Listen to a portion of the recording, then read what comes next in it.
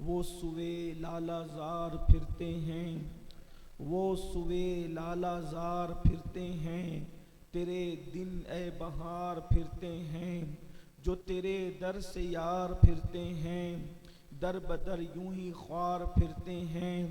اس گلی کا گدا ہوں میں جس میں، اس گلی کا گدا ہوں میں جس میں مانگتے تاجدار پھرتے ہیں۔ پھول کیا دیکھو میری آنکھوں میں، دشت طیبہ کے خار پھرتے ہیں۔ جان ہے جان کیا نظر آئے، کیوں عدو گرد غار پھرتے ہیں۔ لاکھوں قدسی ہے کار خدمت پر، لاکھوں گرد مزار پھرتے ہیں۔ یا رسول اللہ رکھیے جیسے ہیں خانہ زاد ہیں ہم، رکھیے جیسے ہیں خانہ زاد ہیں ہم، مول کے عیب دار پھرتے ہیں۔ اور کوئی کیوں پوچھے تیری بات رضا، تجھ سے کتے ہزار پھرتے ہیں۔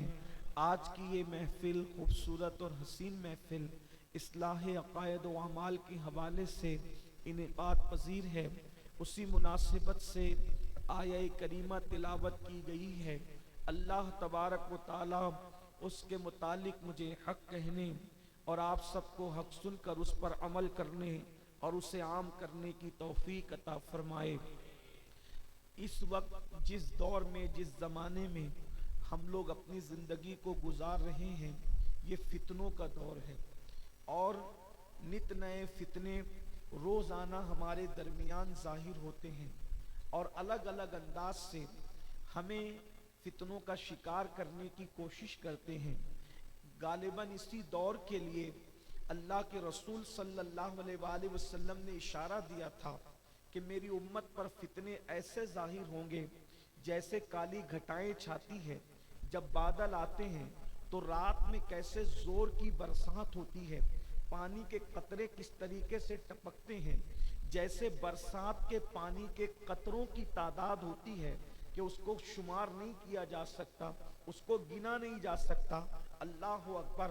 آقا علیہ السلام فرماتے ہیں بارش کی طرح میری امت پر فتنے ظاہر ہوں گے، اور ایسے دور کے اندر ایمان بچانا کتنا مشکل ہوگا۔ فرمایا انگاروں پر، انگاروں کو ہاتھوں میں اٹھانا آسان ہوگا، انگاروں کو ہاتھوں پہ لینا آسان ہوگا، ایمان بچانا مشکل ہوگا۔ لوگ صبح کریں گے ایمان کی حالت میں، شام ہوتے ہوتے لوگ ایمان سے ہاتھ دھو بیٹھیں گے، لوگ ایمان ان کا چھین لیا جائے گا، لوگوں کا ایمان چھین لیا جائے گا۔ کچھ لوگ ہوں گے جو شام کو مومن ہوں گے، صبح کو ان کے ہاتھ میں ایمان نہیں ہوگا۔ یہ وہ دور ہے۔ اللہ اکبر۔ آج نئے نئے فتنے، دجال جب آئے گا تب آئے گا، دجال جب ظاہر ہوگا لیکن یہ وہ وقت ہے کہ دجالی نظام کے اندر پوری امت مسلمہ کو گرفتار کرنے کی کوشش کی جا رہی ہے۔ جیسے گرمی کا موسم آنے سے پہلے گرمی کا ماحول ایک نظر آتا ہے، پہلے ہی لوگ اندازہ کر لیتے ہیں کہ گرمی شروع ہونے والی ہے، سردی کا موسم آنے سے پہلے اس کے آثار نظر آتے ہیں، برسات کے پہلے اس کے آثار نظر آتے ہیں۔ ایسے ہی میرے بھائیوں دجال کے آنے سے پہلے، دجال جب آئے گا اس کا تو آنا ہے، وہ تو آئے گا کیونکہ اللہ کے رسول نے اس کی پیشین گوئی فرمائی ہے، غیب کی خبر دی ہے کہ دجال آئے گا۔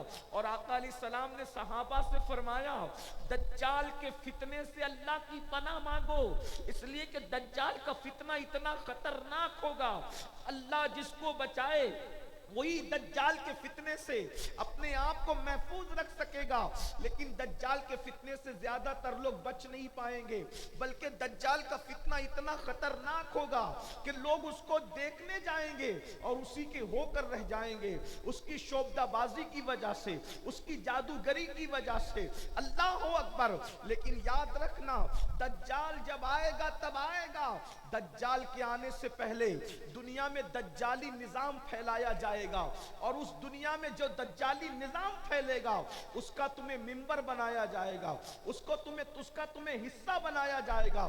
جانتے ہو میرے بھائیوں، اللہ اکبر، اور لاشعوری طور پر کسی نہ کسی انداز سے تم دجال کے اس فتنے کے ممبر بنو گے. اللہ اکبر. اللہ جسے بچانا چاہے بس اللہ اسے بچا لے. آپ کیا سمجھتے ہو لوگ سکون سے بیٹھے ہوئے ہیں, آنکھیں بند کر کے بیٹھے ہوئے ہیں کہ اللہ اکبر دجال آئے گا تب دیکھا جائے گا.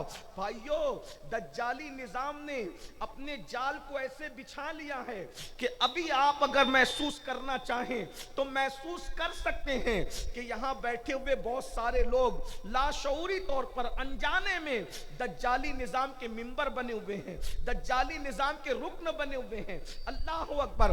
ابھی میں آپ کے سامنے گفتگو کروں گا تو آپ کو بات سمجھ میں آئے گی, اور بات سننے کی ہے, سمجھنے کی ہے, محسوس کرنے کی ہے. یاد رکھنا دجالی نظام کے کارکن ہمیں ہمارا نام عبداللہ تو رہنے دینا چاہتے ہیں, عبد الرحمن تو رہنے دینا چاہتے ہیں, عبد المصطفیٰ تو رہنے دینا چاہتے ہیں, عبد السلام تو رہنے دینا چاہتے ہیں, مگر وہ چاہتے ہیں کہ اندر سے ہم ایمان والے نہ رہنے پائے, اندر سے ہم ایمان والے نہ رہنے پائے, ہم کھوکھلے ہو جائیں. اللہ اکبر. اور یاد رکھنا کھوکھلی دیواروں کو گرانا بہت آسان ہوا کرتا ہے, کھوکھلی دیواروں کو ختم کرنا آسان ہوا کرتا ہے. کھوکھلے پیلروں پر, کھوکھلے کھمبوں پر کبھی بھی عمارت قائم نہیں رہ سکتی, ہمیشہ مضبوط اور بھاری بھرکم پیلروں پر عمارت قائم رہتی ہے. اللہ اکبر. اندر سے تمہیں کھوکھلا کیا جا رہا ہے. دنیا چاہتی ہے کہ تم 2 رکعت کے جمعہ کے نمازی اور مسلمان بن کر رہو, دنیا چاہتی ہے تم گوشت مچھلی انڈا کھاتے رہو, دنیا چاہتی ہے تمہارے چہرے پہ داڑیاں رہے, تمہارے سروں پہ ٹوپی رہے, مگر اندر کا جو مسلمان ہے, جو مومن ہوتا ہے, جو دل میں عشق رسول رکھتا ہے, جو دل میں محبت رسول رکھتا ہے, جو اللہ کے رسول پر قربان ہونے کا جذبہ رکھتا ہے, وہ ساری فکر ختم ہو جائے, وہ ساری کوششیں ختم ہو جائے, وہ ساری حرارت ختم ہو جائے. یاد رکھنا میرے جوانوں, اور اچھی طرح یاد رکھنا, صرف یہ داڑیاں, یہ ٹوپیاں, یہ کرتے, یہ پاجامے, یہ جمعہ کی صرف رسمی 2 رکعت آپ کو کہیں کامیاب نہیں ہونے دے سکتی ہے. اس وقت تک جب تک کہ تمہارے سینوں میں وہ آگ عشق نہ لگے جو صدیق اکبر کے دل میں تھی, جو فاروق اعظم کے دل میں تھی, جو عثمان غنی کے دل میں تھی, جو مولا علی کے دل میں تھی, جو بلال حبشی کے دل میں تھی, جو مصعب ابن عمیر کے دل میں تھی, جو خالد ابن ولید کے دل میں تھی, جو صحابہ کے دل میں تھی. ان کی کیفیت یہ تھی, دیسانے کبھی یورپ کے کلیساؤں میں اور افریقہ کے تپتے ہوئے صحراؤں میں دشت تو دشت ہے, دریا بھی نہ چھوڑے ہم نے, بحر ظلمات میں دوڑا دیے گھوڑے. نعرہ تکبیر, نعرہ رسالت, مسلک اعلی حضرت علماء اہل سنت. بتاؤ وہ احساسات کہاں ہیں, بتاؤ وہ جذبات کہاں ہیں جو صحابہ کرام کے دلوں میں تھے.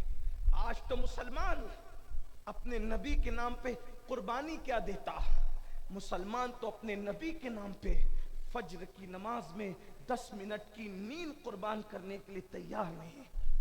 سوچو ایک وقت وہ تھا کہ مسلمان جان دیتا تھا اپنے نبی کے نام پہ. آپ کی توجہ چاہتی, بیٹھ جاؤ, سب بیٹھ جاؤ, بس کچھ بیٹھ جاؤ. جلسوں کو مشاعرہ نہ بناؤ, جلسوں کو جلسہ رہنے دو. ایک دور تھا کہ مسلمان اس عقیدے سے جلسوں میں تقریر کی محفل میں بیٹھتا تھا کہ حضور آئیں گے, اس تصور کے ساتھ بیٹھتا تھا حضور آئیں گے, اور صلاۃ السلام ہونے سے پہلے کہیں دیکھ بھی چکے ہوتے تھے, کہیں زیارت بھی. اب جلسوں میں یا تو تم سیلفی لینے آتے ہو یا بھیڑ کرنے آتے ہو. سیاسی جلسوں میں سر گنے جاتے ہیں, مذہبی جلسوں میں سر نہیں گنے جاتے. یہاں سر والوں کی نہیں, یہاں تو دل والوں کے سر ہوتے. جلسوں کو فیشن مت بناؤ, جلسوں کو فیشن مت یہ بات میں ایسے نہیں کہہ رہا ہوں. سیدی اعلیٰ حضرت امام اہل سنت امام احمد رضا خان محدث بریلوی ایک مرتبہ سلطان الواعظین علامہ سید احمد اشرف رحمت اللہ تعالی علیہ اشرفی الجیلانی جو حضور سرکار کنا کے والد ہے, وہ بیان کر رہے تھے. اعلیٰ حضرت کھڑے ہو گئے تو کسی نے سوچا کہ سید صاحب بیان کر رہے ہیں اس لیے آپ کھڑے ہو کر سن رہے ہیں، لیکن جب بیان ختم ہوا تو لوگوں نے پوچھا آپ کیوں کھڑے ہو گئے تھے؟ کہا سید بیان کر رہا تھا اور سید کے نانا تشریف لائے تھے، واہ واہ واہ سبحان اللہ، حضور کا جلوہ دیکھنے کے لیے کھڑا ہو گیا تھا۔ یہ وہ جلسے ہیں، یہ وہ محفلیں جس کے ذکر کی محفل ہوتی ہے، ان کی خصوصی توجہ ہوتی ہے۔ اگر وہ آنا چاہیں تو آ سکتے ہیں، مگر کوئی مجمع میں احمد رضا جیسا فکر والا تو ہو، کوئی مجمع میں احمد اشرف جیسا خطیب تو ہو، ایسے مخلصین تو ہو محفل کے اندر۔ اقبال نے اسی کا رونا تو رویا تھا، تب برقی نہ رہی شعلہ مقالی نہ رہی، وائز قوم کی وہ پختہ خیالی نہ رہی، رہ گئی رسم ازا روح بلالی نہ رہی، فلسفہ رہ گیا تلقین غزالی نہ رہی۔ بس نام ہی نام ہے، کچھ نہیں۔ حضور محدث اعظم کے چوچوی رحمت اللہ علیہ نے بھی کہا تھا کہ نام ہی نام ہے جو کچھ ہے حقیقت کے سوا، نام ہی نام ہے جو کچھ ہے حقیقت کے سوا، راستہ کوئی نہیں ان کی شریعت کے سوا۔ جلسوں کا حال یہ ذکر رسول ہوتا ہے، کچھ لوگ ممبر پہ بیٹھ کے موبائل دیکھ رہے ہوتے ہیں۔ ممبر والے اگر موبائل دیکھیں گے تو نیچے والے کدھر دفن ہوں گے مجھے نہیں پتا۔ یہاں نہیں لوگ ایسا کر رہے ہیں، لیکن جنرل بات کر رہے ہیں، یہاں نہیں کر رہے ہیں، یہاں کوئی نہیں کر رہا ہے، یہاں سب برابر ہے، آپ بھی برابر ہے، یہ لوگ بھی۔ لیکن یہ دکھ ہوتا ہے، وجہ اس لیے کہ ممبر پہ اس کو بٹھایا ہی نہیں جا رہا ہے جو ممبر پہ بیٹھنے کا حقدار ہے۔ ممبر بھرنے کے لیے کسی کو بھی لا کے گھسا رہے ہو، ممبر پہ بیٹھنے کا حقدار کون ہے؟ جن کے چہروں پہ داڑیاں بھی نہیں وہ بھی ممبر پہ گھس کر آتے، جنہیں غسل و وضو کا طریقہ یاد نہیں وہ بھی آ کر کے گھس کے بیٹھتے۔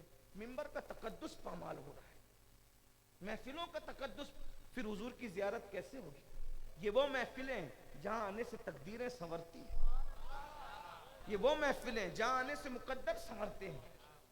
میرے بھائیوں، ان محفلوں کی قدر کرو، ان کی عظمت جانو، اور یہ بات یاد رکھنا کہ وہی جام ہے، وہی مہکدہ ہے، وہی سرائی ہے، وہی ساقی ہے، بس پینے والے وہی آ جائیں تو پھر وہی جلوہ گری ہے۔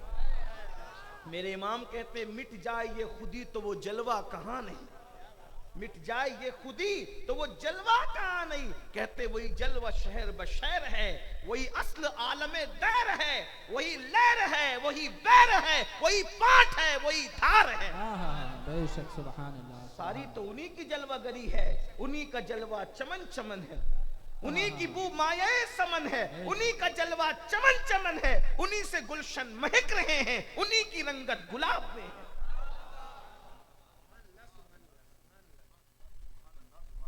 تو بات دور نکل گئی، چلیے بات کرتے ہیں۔ کچھ لوگوں نے بات کہی تو بات ہو گئی۔ ایک بار بلند آواز سے درود شریف پڑھ لیں، بلند آواز سے پڑھیں، سب پڑھیں گے تو ہزاروں درود ایک ساتھ بارگاہ رسالت میں پہنچ جائیں۔ اللہ رب محمد صلی اللہ علیہ وسلم، نحن عباد محمد صلی اللہ علیہ وسلم۔ ایک بار اور درود شریف سب مل کر کے پڑھیں، صلی اللہ علی النبی الامی وآلہ وصحبہ وبارک وسلم صلاۃ وسلام علیک یا جد الحسن والحسین وعلی آلک واصحابک یا جد الغوث الثقلین۔ تو عرض یہ کر رہا تھا، وہ سوز عشق، وہ سوز دل، وہ دلوں کی تڑپ، وہ اندر سے ایمان کی تڑپ، وہ ایمان کی للک، وہ رسول اللہ کا عشق جس کے لیے صحابہ کرام نے مکہ جیسا وطن چھوڑا، صحابہ کرام نے ماں باپ چھوڑے۔ اللہ اکبر، ہم رسول اللہ کے لیے کیا چھوڑ رہے ہیں؟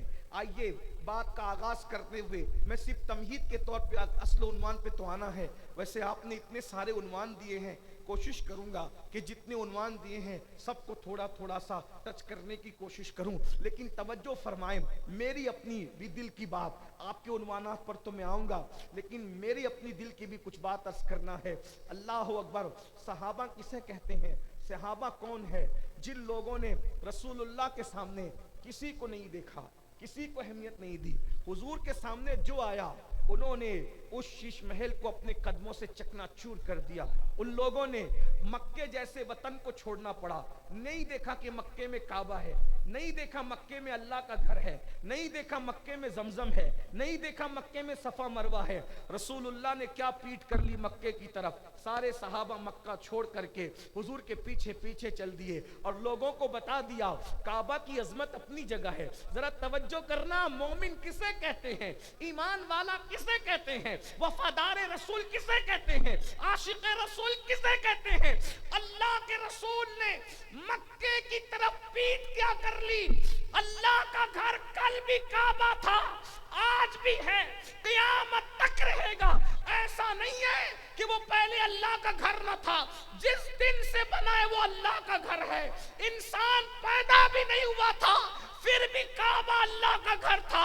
आदम आए नहीं थे, फिर भी काबा अल्लाह का घर था। फरिश्तों ने पहली मर्तबा उस काबे को तामीर किया, आदम की विलादत से पहले तामीर किया।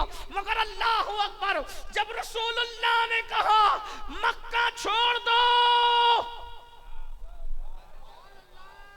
हुजूर ने क्या कहा, मक्का छोड़। किसी ने कहा अल्लाह का घर है, और मक्का छोड़ कर का मदीने पहुंचो। वहां तो कोई अल्लाह का घर ही नहीं था। तवज्जो फरमाए, आपकी तवज्जो है? हाँ, अगर तवज्जो है तो गौर करो। हुजूर कह रहे सल्लल्लाहु अलैहि वसल्लम मक्का छोड़ दो। और कहां चलो? मैं कह रहा हूं अदबन मदीने चलो। लेकिन उस वक्त तो वो मदीना मदीना भी नहीं था, वो तो यसरब था। वो यसरब था, यसरब। वहां ना कोई अल्लाह का घर था, कोई था अल्लाह का घर? कोई नहीं। आबो हवा ऐसी थी कि बीमारियां आती थी। तवज्जो, शहरे शिफा छोड़ने के लिए कहा और कहा शहरे वबा की तरफ चलो। गौर है आपकी? तवज्जो है? गौर तो करें। शहरे शिफा छोड़ो, और वो तो शहरे वबा था ही उस वक्त। यसरब चलो। और फिर किसी सहाबी की जिंदगी में ये बात नहीं मिलती। किसी ने पूछा या रसूल अल्लाह, वो तो बीमारियों का घर है, ये यहाँ अल्लाह का घर है, वहाँ अल्लाह का कोई बज़ाहिर घर नहीं है। अल्लाह के घर से मुराद ऐसा नहीं कि माज़अल्लाह अल्लाह उसमें मुक़य्यद है, ये अल्लाह का घर उसको कहते हैं, ये निस्बत तशरीफ़ी है, उसको अल्लाह का घर कहते हैं निस्बत की वजह से। लेकिन वहाँ कोई मस्जिद तो थी नहीं उस वक्त, न मस्जिद कुबा थी, न मस्जिद जुमा थी, न मस्जिद नबवी थी, कोई मस्जिद ही नहीं थी। यहाँ हरम, वहाँ कोई हरम नहीं, यहाँ शिफा, वहाँ कोई शिफा नहीं। लेकिन सहाबा ने कोई नफा नुकसान नहीं देखा। यार ने कह दिया छोड़ दो, छोड़ दिया, छोड़ दिया, और छोड़ के निकल गए। और फिर दुनिया ने देखा यसरब था, नबी ने कदम क्या रखे। फिर काबा भी उस शहर को हसरत से तकने लग गया। सुभान अल्लाह। नबी के कदमों की बरकत थी, यसरब मदीना बन गया। और दुनिया पुकार उठी, न हो आराम, जिस बीमार को सारे जमाने से उठा के लेके आए खाक उनके आस्ताने से। सुभान अल्लाह, सुभान अल्लाह। वो शहर शिफा हो गए।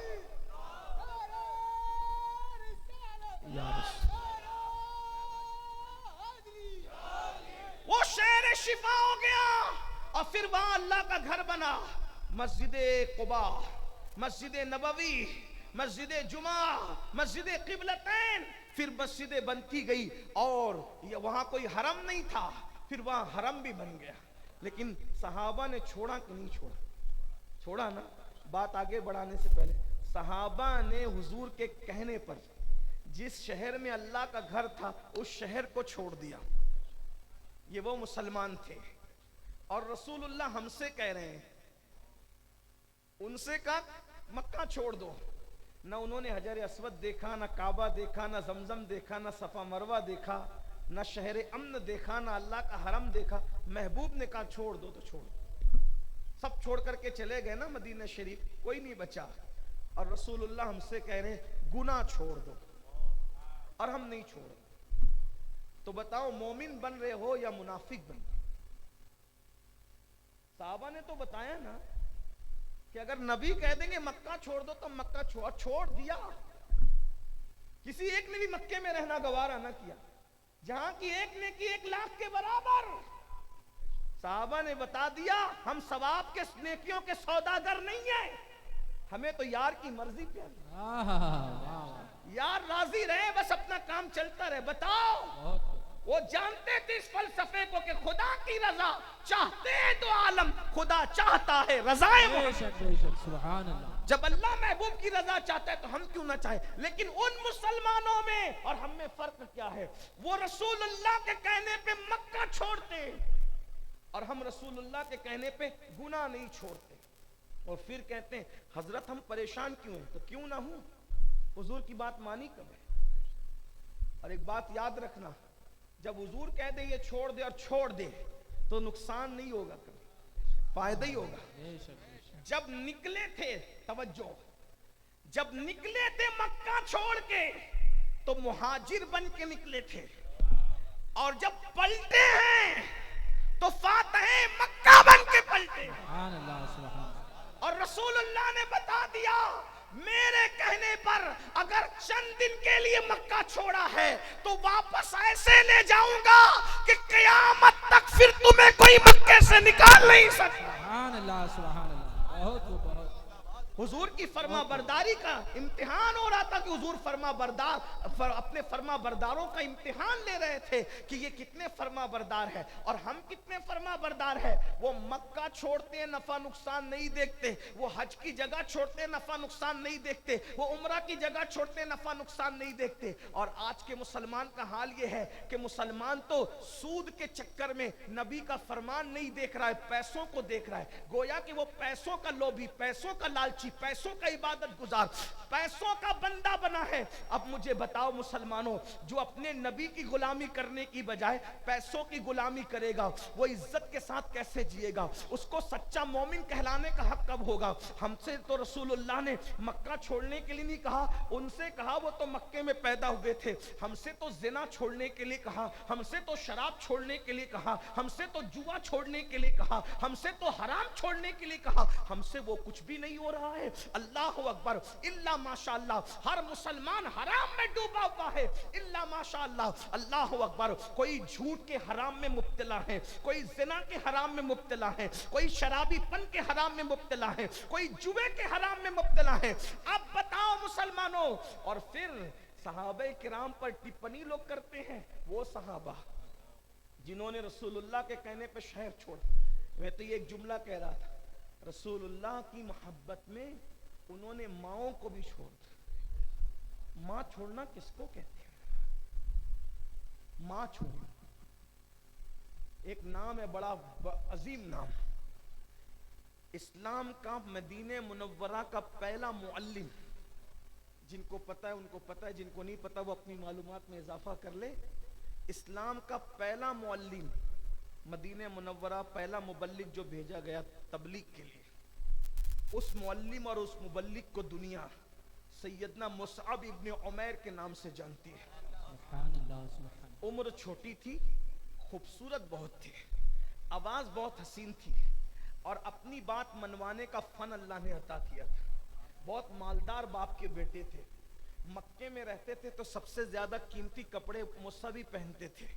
इतना महंगा इत्र उस दौर में लगाते थे कि जब मक्के की गलियों से गुजरते थे तो मक्के की औरतें बातें करती थी, ये जो खुशबू इतनी गहरी आ रही है सिर्फ उमैर के बेटे मुसअब ही के कपड़ों से आ सकती है, इसलिए कि इतना महंगा इत्र वही लगाता, उससे ज्यादा मक्के में कोई महंगा इत्र नहीं लगाता। इतने महंगे कपड़े वही पहनता है, इससे ज्यादा महंगे कपड़े कोई नहीं पहनता। माँ ने हर आराम दिया था, माँ ने हर राहत दी थी, और मुसअब भी माँ के इतने फर्मा बरदार थे, इतने फर्मा बरदार थे कि माँ ने अगर दिन के वक्त कह दिया कि रात है तो मुसअब कहते थे हाँ रात है, और अगर रात को कह दिया दिन है तो दिन। माँ बेटे में इतना प्यार था, माँ को घमंड था, माँ को गुरूर था।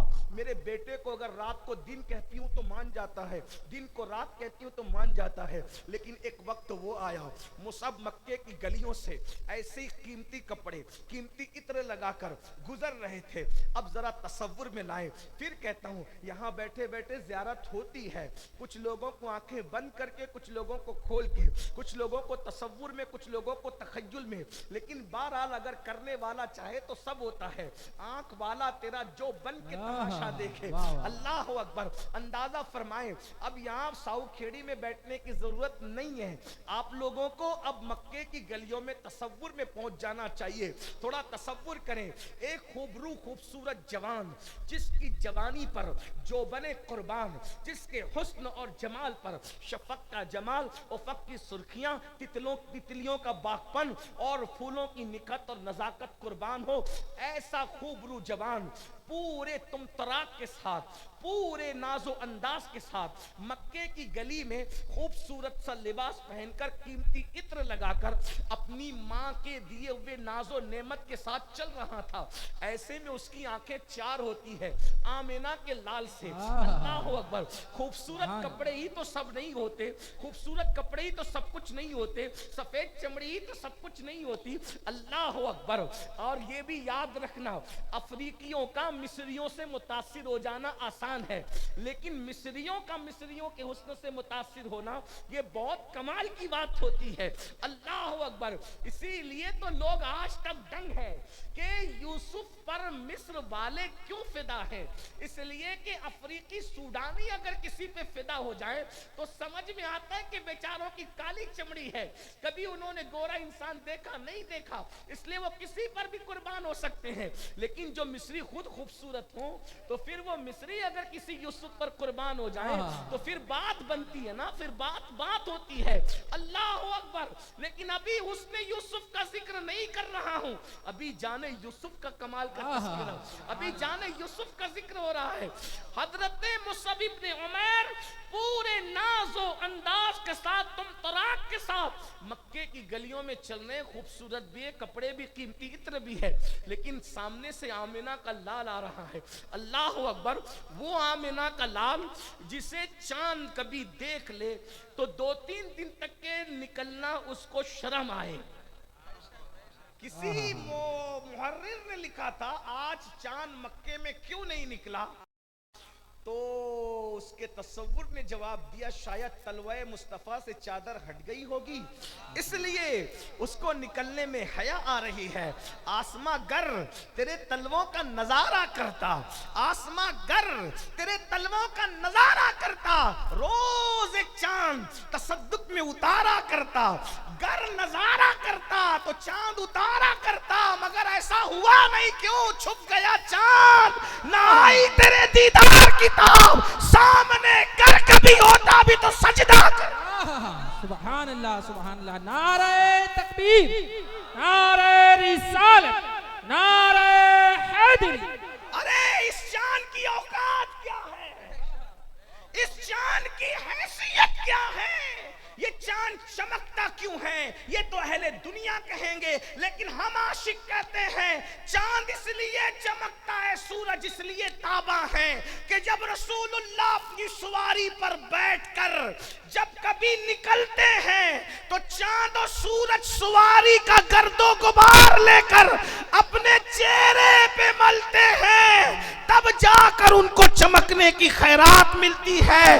اسی لیے میرا امام اس تصور کو یوں بیان کرتا ہے، نور کی خیرات لینے دوڑتے ہیں محرومہ، نور کی خیرات لینے، محرومہ چاند و سورج کو کہتے ہیں نور کی خیرات لینے دوڑتے ہیں محرومہ، اٹھتی ہے کشان سے گردے سواری، سبحان اللہ سبحان اللہ، اٹھتی ہے کشان سے، اٹھتی ہے کشان سے، حضور کی غبار نہیں، حضور کے تلووں کا غبار نہیں، حضور کی نالین کا غبار نہیں، حضور جس سواری پر بیٹھ جائیں اس کی ٹاپوں سے لگ کر جو غبار اٹھتا ہے اس سے چاند اور سورج چمکنے کی خیرات لیتے ہیں۔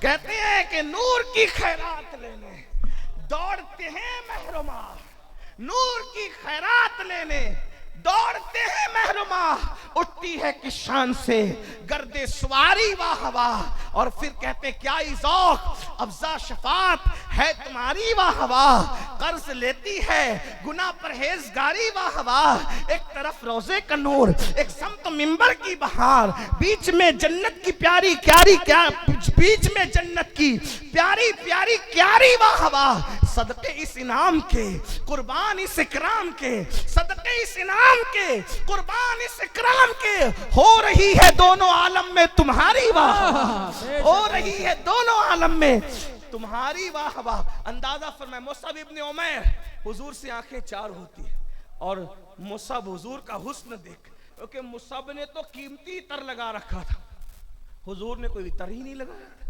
کیونکہ ان کے پسینے سے خوشبو آتی ہے۔ بے شک بے شک۔ اس پر میں آپ کو نہیں کہوں گا کہ بولو سبحان اللہ، میں آپ کو کبھی نہیں کہوں گا، اس لیے کہ میرے اندر اتنی ہمت نہیں ہے کہ میں سنیوں کو کہوں سبحان اللہ بولو، میں تو سنیوں کے ایمان کا امتحان دیکھتا ہوں نا، کہ یار کا ذکر ہوتا ہے پھر بھی سنی چپ کیسے رہتا ہے۔ واللہ سنی تو وہ ہے یار کے ذکر پہ جان دے دے، یار کے ذکر پہ جان دے دے، یہ تو سبحان اللہ کہنا زبان نہیں کھول سکتا بالکل۔ تو حضور کے پسینے سے بھی خوشبو آتی تھی اور ایسی آتی تھی کہ اگر دلہن لگا لیتی تھی تو اس کی نسلیں مہک جاتی تھی۔ جا کر تحقیق کر لو، اور اگر معلومات میں اضافہ ہو تو میری معلومات میں بھی اضافہ کر دینا، آج تک اس ترقی یافتہ ٹیکنالوجی دنیا نے ایسا عطر بنایا ہی نہیں کہ جس کو اگر دلہن لگا لے تو اس کا بچہ مہکے، اس کا بچہ مہکے، ایسا عطر آج تک تیار نہیں ہوا۔ کنوج والوں سے جا کر تحقیق کر لو، اور جس شہر کے اندر عطر بنتے جا کر کے پوچھ لو، سعودی سے تحقیق کر لو اور ایران سے تحقیق کر لو، اور جو عطر بنتا ہے دبئی میں وہاں سے تحقیق کر لو، جہاں جہاں بنتا ہے۔ میں کس کس شہر کا نام لے کے ٹائم پاس نہیں کرنا چاہتا، لیکن جا کر تحقیق کر لو جہاں جہاں عطر بنتا ہے کہ کوئی ایسا عطر بھی ایجاد ہوا جو ماں لگا لے تو بیٹا مہکے۔ ارے ماں خود 4 دن نہیں مہک سکتی، لیکن یہ میرے نبی کا پسینہ، یہ اپنے نبی کا پسینہ، یہ میرے آقا کا پسینہ، یہ میرے سرکار کا پسینہ، ہوا قائدنا و قدوتنا محمد الرسول اللہ۔ اگر دلہن لگا لے تو صرف بیٹا نہیں، اس کی پوری نسل مہکتی ہے، پوری نسل مہکتی ہے۔ اندازہ فرمائے مصعب نے اس حضور کو دیکھ کر ڈھیر ہو گئے اور پھر کلمہ پڑھ کے مسلمان ہو گئے۔ مصعب ابن گھر آئے تو کسی نے چگلی کر دی ماں کو، تیرا بیٹا تو مرتد ہو گیا، معاذ اللہ۔ یہی غلط پروپیگنڈا، حق کے خلاف ہمیشہ غلط پروپیگنڈا، ہمیشہ غلط پروپیگنڈا۔ بزدل لوگ غلط پروپیگنڈا کرتے ہیں، اس لیے کہ بزدل جب جیت نہیں پاتا تو وہ غلط پروپیگنڈا کرتا ہے۔ جس کو پروپیگنڈا کرتے دیکھو سمجھ جاؤ کہ یہ بزدل ہے۔ آج بھی اسلام کے خلاف جو پروپیگنڈا کر رہے ہیں بزدل لوگ ہیں۔ کل تک کے تقریروں کا سہارا لے رہے تھے، تقریروں میں ہار گئے تو تحریروں کا سہارا لیا، تحریروں میں ہار گئے تو ویب سائٹ کا سہارا لیا، ویب سائٹ پہ بھی ہار گئے تو فلموں کا سہارا لے کر سمجھتے ہیں کہ اسلام کے خلاف لوگوں کو بہکا لیں گے۔ اور نچنیوں اپنی اوقات میں رہو۔ واہ واہ واہ، بہت نچنیے سمجھائیں گے قرآن کی آیت کا مطلب کیا ہے۔ نچنیوں ناچتے رہو، تمہاری اوقات اتنی ہی ہے۔ تم قرآن کی آیت کا مطلب ہمیں بتاؤ گے؟ ہمارے یہاں اصول ہے، ہر عالم بھی قرآن کی آیت کا مطلب اپنی طرف سے نہیں بتا سکتا۔ بے شک بے شک۔ ہمارے یہاں علم تفسیر کا اصول ہے، جب تک 54 علوموں میں عالم کو مہارت نہیں ہو جاتی اس وقت تک اس کو قرآن کی تفسیر کرنے کا حق نہیں دیا جاتا۔ تقریر کرنے کا حق تو ہر عالم کو ہے، تفسیر کرنے کا حق ہر عالم کو نہیں ہے۔ تو جب عالم تفسیر نہیں کر سکتا ہر عالم، تو نچنیہ تفسیر کرے گا؟ اوقات دیکھو اپنی، بیٹھ کے استنجا کرنے کا شعور نہیں، قرآن پر بات کرنے چلے۔ ارے لوگوں کے حکیم الامت کہلانے والے ٹھوکر کھا گئے قرآن کو سمجھانے میں، تم کون ہو؟ بہت بڑا بخار آ رہا ہے، مینڈکیوں کو زکام ہوا ہے، عورت کو کھیتی کہہ دیا، عورت کو کھیتی کہہ دیا۔ میں نے کہا قرآن سمجھنے کے لیے صاحب قرآن کی خیرات چاہیے، ورنہ عرب میں پیدا ہونے والے بھی نہ سمجھ سکے۔ کھیتی کہنے پر تمہیں غصہ آتا ہے؟ میں نے کہا کھیتی کس کی ہوتی ہے؟ جس کی کھیتی ہوتی ہے اس کو کسان کہتے ہیں، اور میرے بھارت کے اندر لوگ جے کسان کا نعرہ لگاتے ہیں۔ کچھ لوگ ایسے ہیں اپنے عقیدے میں وہ جے کسان کا نعرہ لگاتے ہیں، وہ کسان کو اپنے عقیدے میں انداتا کہتے ہیں۔ وہ کسان کو جتنی سبسڈی دی جاتی ہے ہمارے بھارت میں کسی اور کو نہیں دی جاتی، جتنا عزت کے ساتھ کسانوں کو رکھا جاتا ہے کسی اور کو نہیں رکھا جاتا۔ کیوں؟ किसान बनता कैसे है? किसान खेती से बनता है। जिसके पास खेती है वही किसान होता है।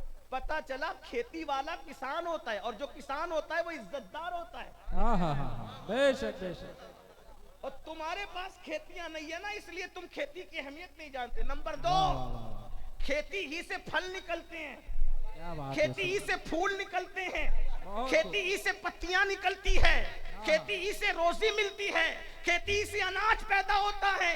गेहूं, चावल, बाजरा, ये सब खेती से मिलते हैं। अगर खेती ना हो तो कुत्ते की तरह सीने पे जबान लटक जाए, खाने के लिए मोहताज हो जाओ। हाँ हाँ हाँ, बेशक बेशक। और हमारे हिंदुस्तान में लोग खेती को माँ कहते हैं। हाँ हाँ हाँ, बहुत खूब हजरत, बहुत खूब। खेती को माँ खेती कह दिया, मैंने कहा खेती माँ कही जाती है। लोग अपने अकीदे में खेती को माँ कहते हैं, खेती करने वाले की जय विजय पुकारते हैं, उनकी सब्सिडी का मुतालबा। किसी के भी साथ अन्याय हो जाए लोग तड़पे न तड़पे, लेकिन अगर किसान के साथ अन्याय हो जाए तो पूरा मुल्क तड़पता है। इसलिए कि किसान मर जाएगा तो पूरा मुल्क मर जाएगा, अनाज कौन इंतजाम करेगा। एक बात और बताऊं, लेकिन खेती की खुसूसियत होती है, बहुत नफीस नुक्ते की तरफ इशारा कर रहा हूं। खेती की खुसूसियत होती है, जिसकी खेती होगी हल वही चलाए, बीज वही बोएगा।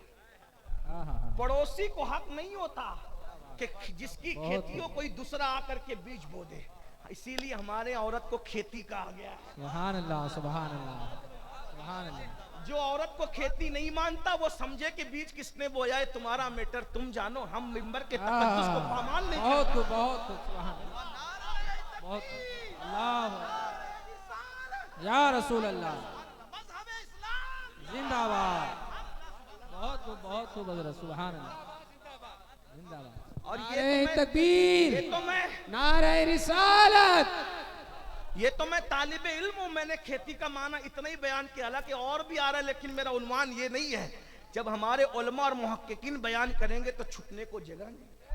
हाँ हाँ हाँ, बेशक। इसलिए हम कहते हैं नचनियों को कहो औकात में रहे। हमारे कुरान की, अरे तुम क्या करोगे कुरान की तफसीर जब गालिब और इकबाल के अशार समझने की तुम्हारे अंदर औकात नहीं है। बेशक। जब तुम गालिब और इकबाल के अशार समझने की औकात नहीं रखते, जब मखलूक के अशार समझने की औकात नहीं है, तो खालिक के कलाम को समझने की औकात कहां से ला। सुभान अल्लाह, बेशक। मेरे नबी के कलाम की शान फुसहा अरब के बड़े बड़े, तेरे आगे यूं है दबे लचे, कोई जाने मुंह में ज़बान नहीं बल्कि जिस्म में जान नहीं। मैं निसार तेरे कलाम पर मिली यूं तो किसको ज़बान नहीं। वो सुखन है जिसमें सुखन ना हो, बयां है जिसका बयान है। हाँ हाँ हाँ, बेशक, सुभान। जब नबी की जबान की ये शान है तो कुरान की जबान की शान का आलम क्या है। बेशक, लेकिन उन्वान वो नहीं है, आप जल्दी जल्दी चलते हैं। हजरत मुसअब इब्न उमैर ने हुजूर को देखा, मुसलमान हो गए, जाके किसी ने चुगली की तरह, बेटा तो मुर्तद हो गया। माँ ने कहा आने दो, रात को दिन कहती हूँ तो मान लेता है, दिन को रात कहती तो मान लेता है। मैंने कोई रेखा खींची और कहा कि इसको पार न करना, तो मेरा बेटा मेरी खींची हुई लकीर पार नहीं करता। आसान है, पढ़ लिया ना मोहम्मदी अरबी का कलमा, अभी कह दूंगी छोड़ देगा। लेकिन माँ को नहीं पता था ये वो नशा नहीं है जिसे तुलसी उतार दे। हाँ, ये वो नशा है जिसे इंसान काटा तो जा सकता है, नशा इश्क रसूल उतारा नहीं जा सकता। बेशक। और इसी नशे से लोग परेशान है। दुनिया जानती है जिस दिन मुसलमान को ये इश्क का नशा चढ़ जाएगा, उस दिन वो अपने दौर का कभी मंसूर बनेगा, हाँ हाँ, कभी सरमद बनेगा, बेशक। कभी सरमस्त बनेगा, कभी जुनैद बनेगा, कभी बायजीद बनेगा। वो अपने दौर का इमाम बनेगा। इसीलिए दुनिया तुम्हें शराब के नशे तक महदूद रखना चाहती है, इश्क रसूल के नशे तक तुम्हें लाना नहीं चाहती। और जब तक शराब के नशे में रहोगे, इश्क रसूल के नशे तक कभी नहीं आ सकते। जब तक जुए के नशे में रहोगे, इश्क रसूल के नशे तक कभी नहीं आ सकते। जब तक हराम गुनाहों के नशे में मुब्तला रहोगे, इश्क रसूल का नशा तुम्हें कभी नसीब नहीं होगा। इसलिए कि एक बात याद रखना, जाके किसी से भी पूछना, मेरी बात का यकीन नहीं आता, दो नशे एक साथ नहीं चढ़ते। दो नशे एक साथ नहीं चढ़ते, एक ही नशा होता है बस, दूसरा नशा नहीं होता। और दूसरे नशे के लिए पहला उतारना पड़ता है। बस यही कहना चाहता हूं, गुनाहों का नशा उतार लो, عشق کا نشہ چڑھا لو, بے شک. دنیا تمہارے قدموں میں نہ جھک جائے تو پھر کہنا. سبحان اللہ. ماں کو غرور تھا, ماں کو گھمنڈ تھا. ابھی مصعب کو کہوں گی, مصعب میری بات مان لے. گھر آئے میرے بیٹے مصعب, جی امی جی کیا بات ہے, میں نے سنا ہے کہ تم نے محمد عربی کا کلمہ پڑھ لیا. ہائے ہائے ہائے, کتنے سچے لوگ تھے, جھوٹ قریب سے گزر کے بھی نہیں جاتا. جان چلی جائے پرواہ نہیں, زبان سے جھوٹ نہیں نکلے گا. یہاں تو 200 روپے کی چپل بیچنے کے لیے جھوٹ بولتا ہے مسلمان. بلکہ تو اب لوگ جھوٹ کو گناہ بھی نہیں سمجھتے, لوگ جھوٹ کو گناہ بھی نہیں سمجھتے. اور یاد رکھنا, اللہ کے رسول علیہ السلام سے پوچھا گیا, یا رسول اللہ صلی اللہ علیہ وآلہ وسلم, کیا مسلمان یہ گناہ کر سکتا ہے؟ اس گناہ کا نام لیا, میں نہیں لوں گا. یہ گناہ کر سکتا ہے, کہاں کر سکتا ہے. یہ گناہ کر سکتا ہے, ہاں کر سکتا ہے. یا رسول اللہ مسلمان جھوٹ بھی بول سکتا ہے؟ پر میں نہیں. جو مومن ہوگا وہ جھوٹ نہیں بولے, نہیں مر جائے گا جھوٹ نہیں بولے. یہاں تو بات بات پہ جھوٹ. میرے بھائی, حکومتوں سے بچنے کے لیے, پولیس سے بچنے کے لیے جھوٹ بولنا تو بہت بہت دور کی بات. لوگ اپنے دوستوں کے لیے جھوٹ بولتے. بولا تھا 10 بجے پہنچنے کا, نہیں پہنچا. دوستوں نے پوچھا کہاں ہے تو؟ رستے میں. رستے میں, گھر میں بیٹھا بولتا رستے میں. بھائی اگر تو سچ بولے گا کہ میں گھر میں ہوں تو وہ کر کیا لے گا؟ دوست ہی تو ہے, کر کیا. میں خود دیکھتا ہوں جلسے میں لوگ فون کر رہے ہوتے, چلو یار جلدی آؤ جلدی آؤ جلدی آؤ, پبلک پریشان ہو رہی ہے جلدی آؤ. تو لوگ چائے پیتے پیتے بولتے ہیں بس رستے میں. تو میں پوچھتا ہوں کہ کیوں جھوٹ بولتے؟ جلسے کے منتظمین کر کیا لیں گے یار, کیا کر لیں گے؟ ایک مرتبہ میں بدایوں شریف کے قریب ایک جلسے میں گیا, تو کچھ نکچڑے انتظامیہ تھے, الگ الگ رہتے لوگ. کچھ لوگ اتنے محبت دیتے, میں سمجھتا ہوں کہ 99.99% لوگ تو محبت ہی دیتے ہیں, لیکن کچھ لوگ پیشاور مقرروں کی وجہ سے ہر ایک کو ایک لکڑی سے ہانکتے ہیں. تو میں ٹریفک میں پھنسا تھا, پہنچنے میں لیٹ ہو گیا. تو ایک انتظامیہ جو صدر صاحب تھے کہتے ہیں مولوی صاحب اتنی لیٹ کیوں ہیں؟ میں نے کہا شکر مانو کہ آ گیا.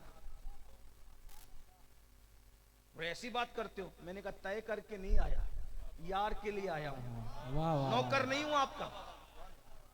لوگوں کا مزاج, میں کیوں چاپلوسی کروں کہ ارے لیٹ ہو گیا معاف کر دیے, ٹریفک میں اٹکا ہوا تھا, آپ کے لوگ ساتھ تھے میرے.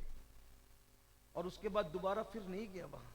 لوگوں کا کچھ حال مزاج بدل گیا, اس لیے کہ لوگ سمجھتے ہیں یہ علماء, یہ خطبہ, یہ مقررین جو پیسہ طے کر کے آتے تو ہمارے نوکر ہیں. بھئی جو طے کر کے آتے وہ نوکر ہوں گے, جو اللہ کے لیے آتے ہیں آپ ان کو نوکر نہ سمجھنا.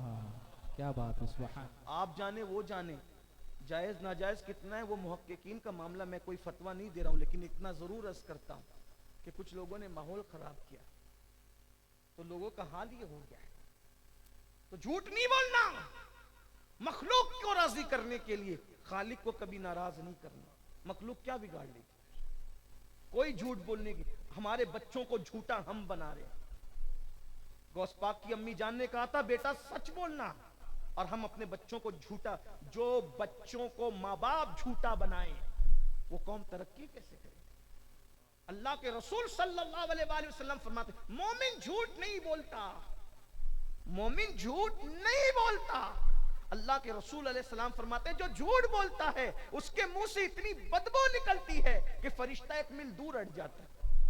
اور ایک بات یاد رکھنا, نقصان اٹھا لو مگر جھوٹ مت, نقصان اٹھا لو مگر جھوٹ مت.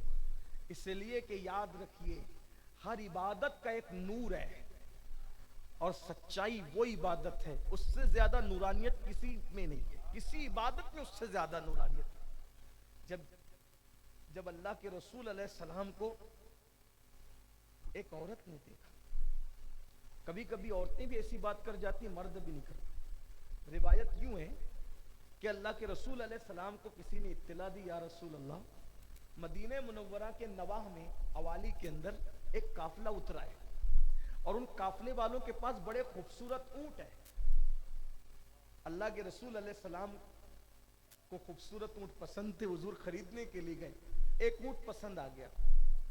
آقا علیہ السلام نے فرمایا اونٹ دے دو, ہم شام کو اس کی رقم ادا کرتے. انہوں نے حضور کو دیکھا, نکیل پکڑا دی, حضور علیہ السلام اس کو لے کر چل پڑے. جیسے حضور نکلے اونٹ لے کر کسی نے فتنہ چھوڑ دیا, ارے ہم اس کو پہچانتے نہیں، وہ ہمیں پہچانتا نہیں، ہم مسافر لوگ، اس کا اپنا شہر ہے، ہم اس کو تو جانتے ہی نہیں. اور تم نے شام کے وعدے سے اس کو اونٹ دے دیا، اگر نہ دیا تو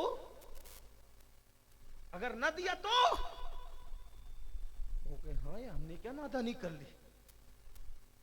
ہم اس کے سامنے کس قدر دیوانے ہو گئے کہ اس کے کوئی بات ہی نہیں کی. اس نے کہا شام کو دوں گا تو دے دیا ہم نے. یہی بحث ہو رہی تھی. ایک بوڑھی عورت بڈھی اس قافلے میں تھی. اس نے کہا کیوں پریشان ہو؟ کہا بڑی اماں وہ اونٹ دے دیا اس اجنبی کو اور اس نے شام کو دینے کے لیے کہا رقم. ہم پریشان ہیں کہ اگر نہیں دے گا تو کیا کر لیں گے؟ اس کا اپنا وطن ہے، ہم مسافر لوگ ہیں، کیا کر لیں گے؟ اس بڑھیا نے کہا میں قسم کھا کے کہتی ہوں وہ پیسہ ڈبائے گا نہیں، وہ لا کر دے گا. سبحان اللہ سبحان اللہ. بڑی اماں تو نے کیسے کہہ دیا قسم کھا کر کہ وہ دے گا؟ کہا میں نے اس کو دیکھا، جو اس کا چہرہ تھا نا وہ چہرہ جھوٹوں کا چہرہ ایسا نہیں ہوتا، اس کے چہرے پہ سچائی تھی. اور شام ہوئی اور شام ہونے تک اللہ کے رسول نے را کر ان کی رقم کو عطا فرما دی. سبحان اللہ. بڑی بھی نے کہا میں نے کہا تھا نا، اس کو تجربہ تھا. تو لوگوں نے پوچھا آپ کون ہیں؟ تو حضور نے اپنا تعارف کرایا کہ میں کون ہوں، اور وہ قافلے والے کلمہ پڑھ کے مسلمان ہیں. سبحان اللہ سبحان اللہ. سچائی وہ چیز، سچائی میں بہت طاقت ہے، بہت قوت ہے. سچائی پر قائم رہو، جھوٹ نہ بول. تو اتنے سچے تھے. ماں نے کہا تو محمد عربی کے ہاتھ میں مسلمان؟ ہاں ماں مسلمان ہو گیا. چھوڑ دے انہیں. نہیں ماں. پہلی بار کہا نہیں ماں انہیں نہیں چھوڑ سکتا، انہیں نہیں چھوڑ سکتا ماں. یہ صحابہ ہے، یہ صحابہ ہے. اتنا عشق حضور میں کیا کشش تھی اور کیا کشش ہے کہ جو دیکھ لیتا دیوانہ ہو جاتا. ماں نے کہا چھوڑ دے انہیں. نہیں ماں میں نے انہیں نہیں چھوڑا. تجھے معلوم ہے انجام کیا ہوگا؟ کیا ہوگا؟ مجھے چھوڑنا پڑے گا. پھر جواب تو دیکھو. ماں تجھ جیسی ہزاروں ماں ان کے قدموں پہ قربان کر دوں گا. بے شک سبحان اللہ. ان کو نہیں چھوڑ سکتا. ماں کو غصہ آیا. انجام پتا ہے مجھے چھوڑنے کا؟ ہاں پتا ہے. کیا؟ میرے کپڑے اتارنے پڑیں گے، میرے گھر سے نکلنا پڑے گا، سارا آرام قربان کرنا پڑے گا. سب اتار کے دے دیا.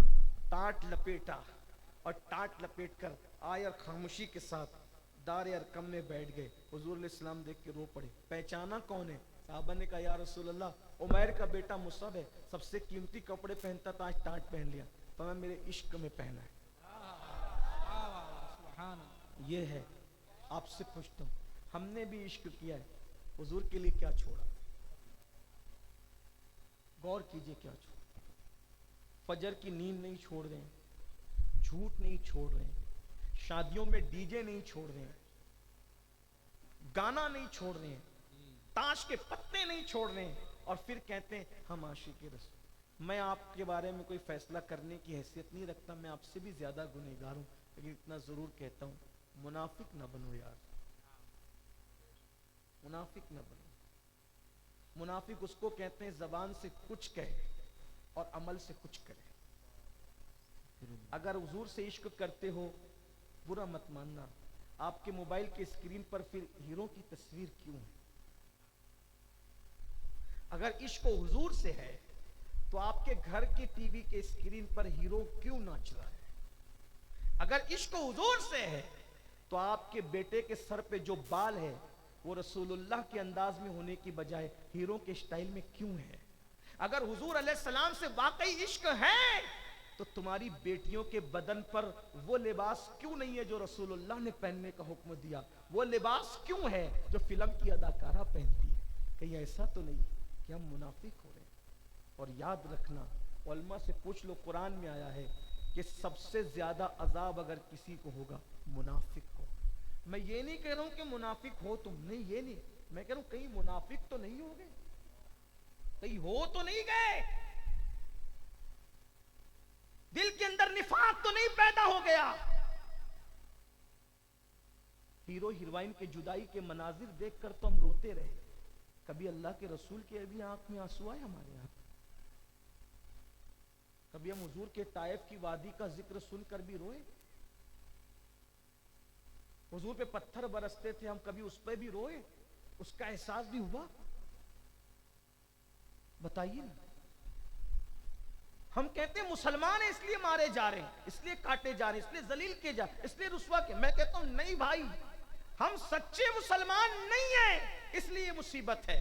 جس دن ہم سچے مسلمان بن جائیں گے دنیا آج بھی ہماری غلامی کرنے کے لیے تیار ہے. میں بار بار لوگوں کو بتا چکا ہوں، دیکھو ہم بھی مسلمان ہیں، لوگ ہمیں اپنے بازو میں بس میں سیٹ نہیں دینے کے لیے تیار ہے. اور غریب نواز بھی مسلمان ہے، وہاں غیر مسلم بھی سر پہ چادر لے کر کے جا رہا ہے، ماتھا ٹیک رہا ہے. کیوں؟ اس کی وجہ یہ کہ وہ بتا رہے ہیں ارے مجھ جیسا مسلمان بن، آج بھی کافر تیری عزت کرنے کے لیے تیار ہو جائے. سبحان اللہ. غریب نواز جیسا مسلمان کیوں نہیں؟ غریب نواز جیسا مسلمان کیوں نہیں بنتے؟ غریب نواز کیسے مومن تھے؟ ان کی ایک وقت کی نماز بھی کبھی ترک نہیں. انہوں نے اپنی زبان سے کبھی جھوٹ نہیں بولا، انہوں نے اپنے منہ میں کبھی حرام لقمہ نہیں ڈالا. ہم غریب نواز کا گنبد تو یاد ہے، اونٹ بٹھانے کا واقعہ تو یاد ہے، انا ساگر کو سمیٹنے کا واقعہ تو یاد ہے، لیکن ہمیں غریب نواز کی تعلیمات کیوں یاد نہیں ہے کہ انہوں نے پیون والا پہنا مگر کبھی حرام نہیں پہنا. اور آج ہم 5,000 کا 10,000 کا ڈریس خرید رہے ہیں، حلال و حرام میں کوئی تمیز ہی نہیں کر رہے ہیں، اور پھر کہتے ہیں حضرت دعا قبول نہیں ہوتی. میں نے کہا اللہ کا اعلان ہے کہ جس کے بدن پہ حرام کا کپڑا ہوگا، جس کے پیٹ میں حرام کا لقمہ ہوگا، اگر وہ ایڑی رگڑتے رگڑتے مر جائے گا تو بھی ہم اس کی دعا قبول نہ کریں گے. یہاں تک کہ اگر نبی بھی سفارش کر رہے ہیں تو نبی کو کہا جا رہا ہے آپ سفارش نہ کریں. اللہ کے پیغمبر عیسیٰ علیہ السلام ایک جنگل سے جا رہے ہیں، ایک بندہ خوب رو رو کر کے دعا کر رہا ہے. حضرت عیسیٰ نے سفارش کر دی، مولا کتنا رو رہا ہے، کتنا گڑ گڑا رہا ہے، اس کی دعا کو قبول فرما لے. آواز آئی، ندا آئی، عیسیٰ اگر یہ پیر رگڑ رگڑ کر روتے روتے مر جائے تو بھی ہم اس کی دعا قبول نہ کریں گے. آپ اس کی سفارش نہ کریں میرے محبوب، یہ مر جائے تو بھی ہم اس کی دعا قبول نہیں. مولا اس سے اتنی ناراض کیوں ہے؟ ارشاد ہوتا ہے دو وجہ سے. کپڑے پہنا ہے وہ بھی حرام، کے پیٹ میں بھی حرام. جس کے بدن پہ حرام ہو، جس کے پیٹ میں حرام ہو، ہم اس کی دعا قبول نہیں کیا کرتے. آج اپنے پیٹ کا حال دیکھو، کرانہ دکان بھی چلا رہے ہو تو ملاوٹ کر رہے ہو، کپڑے کی دکان بھی ہے تو جھوٹ بول کے کاروبار کر رہے ہو، روکیل بیچتے ہو اس کے اندر ملاوٹ کرتے ہو، تیل بیچتے ہو اس میں ملاوٹ کرتے ہو، دودھ بیچتے ہو اس میں ملاوٹ کرتے ہو، گوشت بیچتے ہو اس میں جو ہے وہ کچھ ہڈیاں بھر دیتے ہو، زیادہ ہڈیاں ڈال دیتے ہو، نظر چکا کر کے کچھ کا کچھ کرتے ہو. پھر جو لوگ تاش کے پتے کھیل رہے ہیں ان کا تو کوئی علاج ہی نہیں. جس نے تاش کے پتے کھیلا، جوا کھیلا، قیامت کے دن اس کے ہاتھ سور کے خون میں رنگے ہوئے ہوں گے. وہ اس حالت میں اٹھے گا کہ اس کے ہاتھ، میں لوگوں کو بار بار کہتا ہوں عالم آ جائے، سید صاحب آ جائے، پیر صاحب آ جائے، مسافے کے لیے کتنے تڑپتے ہو. قیامت کے دن رسول اللہ کا سامنا ہوگا، حضور اپنی امت سے مسافہ کریں گے. سوچو تو صحیح کیا وہ دن ہوگا. قیامت میں بھی قیامت ہوگی، محشر میں بھی محشر ہوگا جب آقا اپنی امت سے مسافہ. ہم کتنے خوش نصیب ہوں گے اپنے ہاتھ حضور کے ہاتھ میں دیں گے. کیسا مسافہ ہوگا. لیکن جوا کھیلنے والے ذرا غور کریں. آقا فرماتے ہیں جنہوں نے جوا کھیلا، امام غزالی لکھتے ہیں، امام غزالی نے فرمایا کہ اس کے ہاتھ سور کے خون میں رنگے ہوں گے. بتاؤ سور کے خون کے ہاتھ لے کر کیا وہ حضور سے مسافہ کر سکے گا؟ جو دنیا میں فحش دیکھتے ہیں، یعنی زنا کی فلمیں دیکھتے ہیں، گندی پکچریں دیکھتے ہیں اور گندی باتیں کرتے ہیں، روایتوں میں آیا ہے کہ وہ جب اٹھیں گے تو کتے کی شکل میں اٹھیں گے قیامت. تو جو کتے کی شکل میں اٹھے گا وہ حضور سے مسافہ کر سکے گا. اپنی طرف سے نہیں کہہ رہا ہوں، کتابیں اٹھا کے دیکھ. انٹرنیٹ کا بہت استعمال کرتے ہو نا، تو کتاب پڑھنے کے لیے بھی انٹرنیٹ کا استعمال کرو. سوچو جب کتے کی شکل میں اٹھو گے گندی فلمیں دیکھنے کی وجہ سے، نرم نرم گدوں پہ لیٹ کر گندی فلمیں دیکھ رہے ہو، زنا کی فلمیں دیکھ رہے ہو، انجام کتے کی شکل میں اٹھو گے. جو بھی دیکھ رہا ہے اگر سچی توبہ کر لیتے ہو تو کر لو، توبہ کا دروازہ کھلا ہوا ہے. اور جوانی میں تو توبہ کی فضیلت ہے. اللہ کے رسول علیہ السلام فرماتے ہیں جو جوانی میں توبہ کرے گا وہ سیدھا اللہ کا محبوب بنے گا. اللہ کا محبوب، اس کو اللہ اپنا محبوب بنائے گا. جوانی میں توبہ کرنے والے کو خدا مقام محبوبیت عطا کرتا ہے. جب توبہ کرو قبول ہے، لیکن جوانی کی توبہ کی بڑی قیمت ہے. اللہ کے بندو، یہ گندی فلمیں دیکھ کر کے گندے کام کر رہے ہو، کوئی لرزتے نہیں، کچھ کہتے ہیں نہیں حضرت اللہ کریم ہے، رحیم ہے، وہ معاف کر دے گا. میں کہتا ہوں بے شک رحیم و کریم ہے، لیکن وہ قہار و جبار بھی ہے. قوم لوط پہ پتھر برسایا نا، کون تھے وہ لوگ؟ اولاد پیمبر تھے. جب اولاد پیمبر پہ پتھر برسا دیتا ہے، दाऊद अलैहिस्सलाम की कौम को सूअर बनाया कि नहीं बनाया? हफ्ते के दिन वो शिकार करते थे, शनिचर के दिन सूअर बनाया कि नहीं बनाया? खिंजीर बनाया कि नहीं बनाया? बंदर बनाया कि नहीं बनाया? कौन थे वो लोग? औलादे पैगंबर। जब औलादे पैगंबर को वो सूअर और बंदर बना देता है, हम कौन है? हमारी औकात क्या है? गंदी फिर मैं तो कहता हूँ बनी इसराइल तो ये गुनाह कभी ख्वाब में भी नहीं उन्होंने सोचा होगा जो आज मेरी कौम का जवान कर रहा है। अल्लाहु अकबर। जिना की फिल्म देखने का उन्होंने कभी ख्वाब में भी सोचा नहीं होगा। ये वेबसाइट के ऊपर गंदगी करने का बनी इसराइल ने कभी ख्वाब में, यार वो ये करते थे तो उनके साथ ये हो गया, और हमारी कौम क्या क्या कर रही है।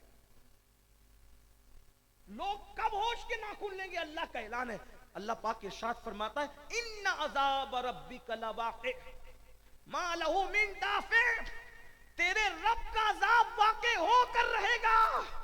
और जब अल्लाह अज़ाब नाजिल करने का और अज़ाब देने का फैसला कर ले तो दुनिया की कोई ताकत तुझे नहीं बचा सकती। हदीस पाक का मफ़हूम है, जहन्नम की आग की एक चिंगारी का हाल ये, गुनहगारों को, मुजरिमों को, पापियों को जिस जहन्नम में जलाया जाएगा, हदीस पाक का मफ़हूम है मशरिक के अंदर जहन्नम की आग की चिंगारी सी चिंगारी रखी जाएगी तो मगरिब में खड़ा हुआ इंसान जल करके खाक हो जाए। अल्लाहु अकबर। ऐसी चिंगारी का हाल, जब चिंगारी का ये हाल है कि मशरिक में रहकर मगरिब के आदमी को जला के राख कर दे तो पूरा के पूरा इंसान जब जहन्नम के दहकते हुए शोलों में डाला जाएगा उसका अंजाम क्या होगा।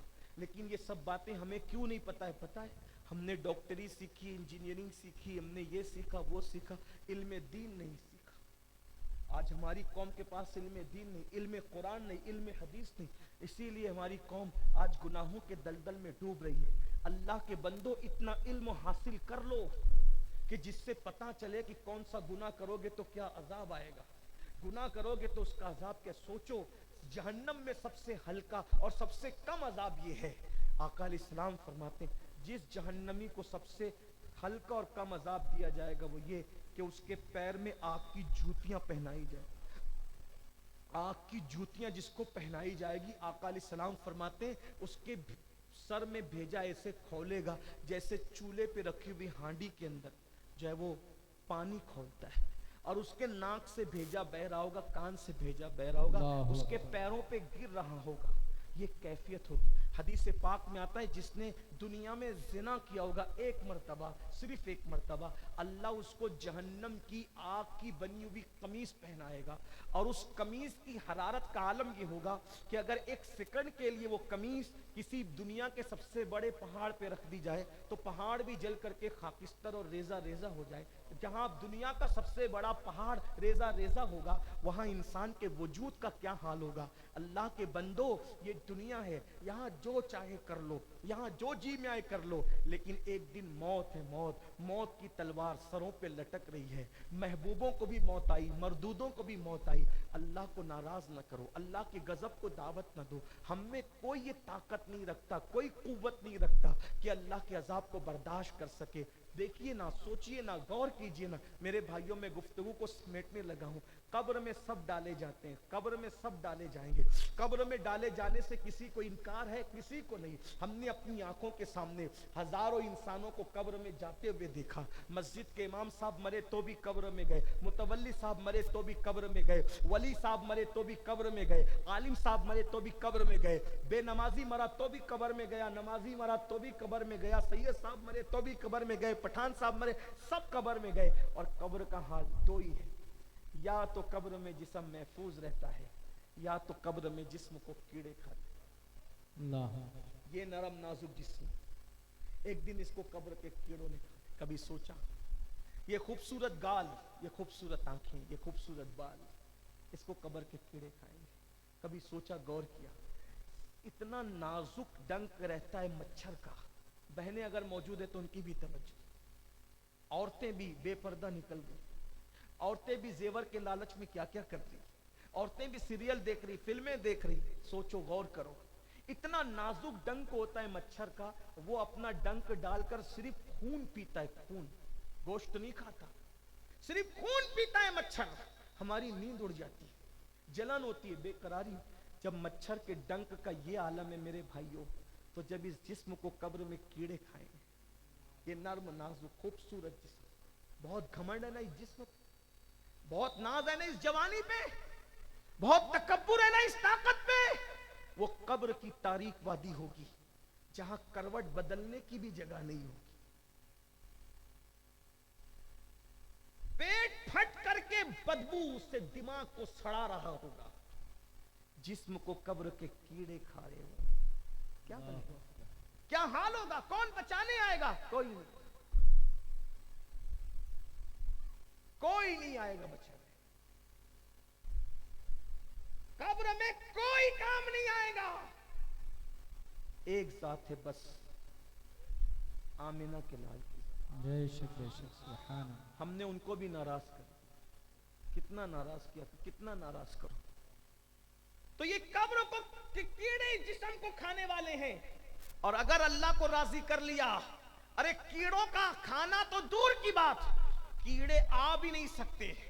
اور جسم تو جسم ہے, کفن کو بھی مٹی چھو نہیں سکتی, کفن کو بھی دھبا لگ نہیں سکتا. کوئی اللہ کو راضی کر کے تو دیکھے, کوئی نیکی کر کے تو دیکھے, کوئی گناہ سے بچ کے تو دیکھے. دنیا کہنے پہ مجبور ہو جائے گی کہ زمین میلی نہیں ہوتی, زمن میلا نہیں ہوتا, محمد کے غلاموں کا کفن میلا بے نہیں. شک سبحان اللہ. گناہ چھوڑ, گناہ چھوڑ دو, گناہوں سے سچی توبہ کر لو, چھوڑ دو, نیکیوں کی طرف آؤ. نماز کے لیے ٹائم نکالو. مسجدیں ویران ہو گئی ہیں, مسجدیں مرثیہ خواہ ہیں. اور یاد رکھنا, اللہ کے رسول صلی اللہ علیہ وآلہ وسلم فرماتے ہیں, جو نماز چھوڑ دے میں محمد اس سے بیزار ہوں. آقا اس سے بیزار ہے جو نماز چھوڑ دے. آج ہماری مسجدیں ویران ہیں. مسجد میں پہنچتا کون ہے؟ اگر کبھی امام صاحب اور مؤذن صاحب مسجد میں نہ آئیں تو کبھی کبھی فجر کی جماعت نہیں ہوتی مسجدوں کے اندر. یہ حالات ہیں میرے بھائیوں. آپ بتائیں جو قوم مسجدوں کو ویران کرے. آئیے ایک روایت میں آپ کے سامنے پیش کرتا ہوں, آپ کو پتہ چلے گا. لوگ بہت بے باک ہو رہے ہیں, بہت بے باک. کہتے ہیں نماز چھوڑیں گے تو بھی تو مسلمان ہی رہیں گے. میں نے کہا رہیں گے مسلمان. سب چھوڑ دو گے تو بھی مسلمان ہی رہیں. عارف رومی نے بہت اچھی بات کہی تھی, بہت اچھی بات. ایک شخص کو شوق پیدا ہوا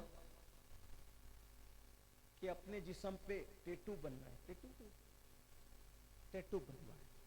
آج کل تو بڑا فیشن چل رہا ہے اس کا بھی. حالانکہ حدیث پاک میں آیا ہے کہ گوندنے والا اور گندوانے والا دونوں پہ لعنت ہے. آج ہمارے لڑکے بھی نوجوان بازوؤں پہ جم کر لیتے ہیں, بازو ان کے چوڑے ہو جاتے ہیں تو اس کو شو کرنے کے لیے اس کے اوپر بناتے, پھر وہ ہاف آستین کی ٹی شرٹ پہن کے گھومتے رہتے, شو کرتے. علماء کہتے تھے مولویوں کو کیا سمجھتا ہے یہ دقیانوسی خیال کے. یاد رکھنا بزرگوں نے فرمایا اس امت میں سب سے زیادہ موت بد نظری کی وجہ سے ہوگی, نظر بد کی وجہ سے. بزرگوں کا فرمان ہے بد نظر وہ بلا ہے کہ اگر جانور کو لگ جائے تو جانور ہانڈی میں پہنچ جاتا ہے, پتھر کو لگ جائے تو پتھر ٹوٹ جاتا ہے, اور انسان کو لگ جائے تو انسان قبر میں پہنچ جاتا ہے. یہ ہم لوگ پاگل نہیں ہیں. ہمارے بزرگوں نے ایسے ہی ہمیں نہیں سکھا دیا کہ پورے کپڑے پہنو تاکہ لوگوں کی نظر سے محفوظ ہو. آدھے ادھورے کپڑے پہ نظر لگتی ہے. اور ایک بات آپ کو بتاؤں, آپ سے ہمدردی ہے اس لیے, اپنی قوم سے محبت ہے اس لیے, جادو اگر آپ پہ کسی نے کیا ہے تو جادو کبھی اثر کرتا ہے کبھی نہیں کرتا. اور اگر جادو اثر بھی کرے تو اس کو اثر کرنے کے لیے ٹائم لگتا ہے. 3 دن 5 دن 10 دن 20 دن کبھی کبھی 10 سال کے بعد جادو اثر کرتا ہے. لیکن نظر بد اتنی تیزی سے اثر کرتی ہے, ادھر لگی اور ادھر آدمی کو متاثر کرتی ہے. آپ کیا سمجھتے ہیں؟ اور نیکوں پہ پرہیزگاروں پہ جادو اثر نہیں کرتا, لیکن نظر بد تو نیکوں پہ بھی اثر کرتا ہے. میرے بھائی امام حسن اور امام حسین جنتی جوانوں کے سردار تھے, پھر بھی جب حضور ان کو گھر سے نکالتے تھے تو ان پہ دم کر کے نکالتے تھے کہ ان کو نظر نہ لگے. سوچیے, غور فرمائیں. اور یہ میرے جوان, ارے اللہ نے بازو مضبوط کر دیے ہیں, اچھی بات ہے, جم کرو بازو مضبوط ہو, لیکن یہ بازو مضبوط ہو گلی میں شو کرنے کے لیے نہیں. یہ بازو مضبوط ہو تو کمزوروں کا سہارا بننے کے لیے, غریبوں کی غربت کا بوجھ اٹھانے کے لیے, مظلوموں کی فریاد رسی کے لیے. بازو اس لیے مضبوط ہونے چاہیے. یہ کیا کہ گلی کے اندر زبردستی جو ہے وہ آوارہ گردی کرتے پھر کہ لڑکیاں دیکھیں تو ہم سے متاثر ہو اور پھر زنا کے معاملات ہوں, ناجائز حرام تعلقات ہوں. اس لیے انجام کیا ہے؟ نظر لگے گی تو مرو گے, 1 سیکنڈ میں مرو گے. کس کا کیا جائے گا؟ تمہارا جائے گا. نظر بد بہت بری چیز ہے. نظر بد لگتی ہے تو انسان کا نقصان. بڑے بڑے پہلوان بستر پہ سکتے پہ مجبور ہوئے, آج پہچان میں نہیں آ رہے. آپ کیا سمجھتے ہو؟ اس لیے کپڑے پورے پہنو, صحیح سے پہنو, اپنے جسم کی نمائش مت کرو. گھر سے نکلو تو 3 مرتبہ سورہ لیلہ پڑھ کے نکلو, کبھی نظر نہیں لگے گی. آیت الکرسی پڑھ کے نکلو, کبھی نظر نہیں. لیکن ادھر سے شارٹ کر لیا, ادھر سے شارٹ کر لیا, جسم کی نمائش کر. بہرحال تو آج وہ ٹیٹو کا بڑا رواج ہے. حضور نے لعنت کی ہے, آپ نہیں کرنا. لوگ گلے پہ کرتے ہیں, گردن پہ کرتے ہیں, بازو پہ کرتے ہیں. استغفر اللہ, کبھی کبھی کہتے شرم بھی آتی ہے, وہ کمر پہ بھی کرتے ہیں. اور اس کے بعد پھر چھوٹی سی شرٹ پہنتے ہیں تاکہ وہ نظر ہے اس کو دکھانے کے لیے. یہ حالات سوچے تو صحیح. یہ مسلمان ہے جسے دیکھ کے شرمائے یہود. یہ حال ہے. اللہ کے رسول صلی اللہ علیہ وآلہ وسلم کے بارے میں سیدنا ابو ایوب انصاری رضی اللہ تعالیٰ عنہ فرمایا کرتے تھے کہ حضور علیہ السلام اتنی حیا کرتے تھے, کنواری لڑکیوں سے بھی زیادہ حضور کو ہم نے حیا کرتے دیکھا ہے. صحابہ کہتے ہیں ہم نے حضور کے تلوے نہیں دیکھے, کیونکہ حضور علیہ السلام نے ہماری محفل میں کبھی حیا کی وجہ سے پیر لمبا نہیں. حضور علیہ السلام نے کبھی حیا کی وجہ سے کسی کے سامنے ناک بھی نہیں چھینی. یہ حضور کی حیا کا عالم ہے. یہ حیا ہے, اور جتنی جس کے پاس حیا ہوگی اس کا ایمان اتنا مضبوط ہوگا. یہاں تو بے حیائی ہے. حضور علیہ السلام کو کبھی کسی نے ڈکار لیتے نہیں سنا, کبھی نہیں سنا. حضور نے حیا کی وجہ سے کبھی ڈکار نہیں کیا. اور ڈکار نہ آئے, حضور علیہ السلام کہتے تھے اپنی ڈکار کو اپنے اتنا کھایا ہی مت کرو کہ تمہیں ڈکار آئے. حضور علیہ السلام ڈکار سے بھی نفرت کرتے تھے. غور فرمائے, جو کبھی لمبے پیر نہ کیے ہوتی, جس نے کبھی محفل, کبھی لوگوں کے سامنے ناک نہ چھینتی ہو, کبھی ڈکار ان کی سنی نہ گئی ہو. یہ حضور کی حیا. اور وہ ان کے ماننے والی قوم کیا کر رہی. تو بہرحال عارف رومی کی بات چل رہی تھی. میں کہہ رہا تھا کہ وہ ٹیٹو بنانے کا شوق کسی کو چھڑ رہا ہے اس دور میں. تو وہ تو اتنا ترقی یافتہ دور تو نہیں تھا. تو پہلے کیا کرتے تھے, سوئی چبا کر پھر اس میں راکھ بھر کے بناتے تھے. تو آ کے بولتا ہے کہ میرے بدن پہ, پیٹھ پہ شیر بنا دو, شیر. ہاں بنا دیتے. تو جیسے ہی ایک سوئی چبائی نا تو تکلیف ہوئی. بنانا تو تھا لیکن تکلیف برداشت کرنی نہیں تھی. تو کہا کہ کیا کر رہے ہو تم؟ بولے شیر بنانے کے لیے. کہا شیر بنائے. کہا کدھر سے بنا رہے ہو؟ کہا دم کی طرف سے. تو کیا بغیر دم کا شیر نہیں ہوتا؟ کہا ہاں ہوتا ہے. بولے دم چھوڑ دو. پھر سوئی چبائی. تو بولے اب کیا کرو؟ کہا تم نے شیر بنانے کے لیے کہا. تو کدھر سے بنا رہے ہو؟ پیر بنا رہے ہو. بولے بغیر پیر کا شیر نہیں ہوتا. ہاں پیر بغیر پیر کا بھی ہوتا ہے. پھر سوئی چبائی. اب کیا کر رہے ہو؟ کہا شیر بنا رہے ہو. کہا کہاں سے شروع کیا؟ کہا پیٹ کی طرف. کہا بغیر پیٹ کا شیر نہیں ہوتا. بولے ہو سکتا ہے. پھر سوئی چبائی. اب کیا کر رہے ہو؟ کہا تم نے شیر بنانے کے لیے کہا شیر بنا رہے ہیں. تو کہا کہاں سے شروعات کی؟ کہا چہرے سے. اب بغیر چہرے کا شیر نہیں ہوگا. اس نے کہا جب اوقات نہیں ہے درد برداشت کرنے کی تو شیر بنانے نکلا کیوں تھا؟ بس یہی حال ہے. مولانا نماز چھوڑ دیں گے تو کیا مسلمان نہیں رہیں گے؟ رہیں گے نا. حج نہیں کریں گے تو مسلمان نہیں رہیں گے؟ رہیں گے نا. داڑھی نہیں رکھیں گے تو مسلمان نہیں رہیں گے؟ رہیں گے نا. سب بھی چھوڑ دیں گے تو مسلمان رہیں گے نا. اتنی کنفرم جنت لے کر آئے ہو کہ کچھ نہیں بھی کرو گے تب بھی تم سب کچھ رہو. اپنے من میں بن جاؤ جو کچھ بننا ہے. لیکن یاد رکھنا, میں بے نمازی کو کافر تو نہیں کہہ رہا ہوں, لیکن اتنا یاد رکھنا آج آسان ہے بڑی بڑی باتیں کرنا. کل اللہ کے سامنے اب جب اپنا ایمان ثابت کرنا پڑے گا تب پتا چلے گا کہ کہاں تھے. صرف گوشت انڈا مچھلی کھا کر کوئی مسلمان نہیں ہوتا. جمعہ کی 2 رکعت پڑھ کے صرف کوئی مسلمان نہیں ہوتا. میرے بھائی اپنے حال پہ رحم کر. ارے جب غوث پاک کے سامنے ایمان ثابت کرنا آسان نہیں ہے تو اللہ کی بارگاہ میں کیا ایمان ثابت کر. غوث پاک نے تو فتویٰ دیا ہے کہ جو نماز چھوڑ دے بے نمازی کافر ہے. وہ حنبلی المسلک تھے نا، حنبلی تھے. امام احمد ابن حنبل کے قول کے مطابق انہوں نے کفر کا قول کیا کہ جو بے نمازی نماز چھوڑنا کفر ہے، کفر ہے. اندازہ فرمائیں. اعلیٰ حضرت کے والد بزرگوار امام المتکلمین علامہ نقی علی خان لکھتے ہیں اپنی کتاب میں کہ باش شافعی ائمہ کے نزدیک یہ کہ بے نمازی مر جائے تو اس کی قبر کو جیسے بناتے نا اونٹ کے کوہن کی طرح، ایسے نہ بناؤ بلکہ برابر کر دیا کرو.